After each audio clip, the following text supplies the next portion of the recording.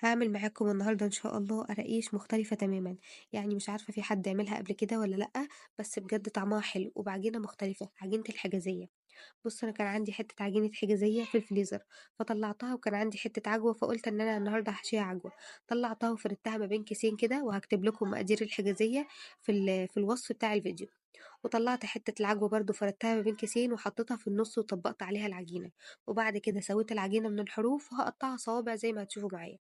لو وصلتِ معايا لحد هنا وأنتِ لسه أول مرة بتشوفيني ما تنسيش تشتركي في القناة وتفعلي الجرس عشان يوصلك كل جديد، ويا رب أكون عند حسن ظنكم دايما.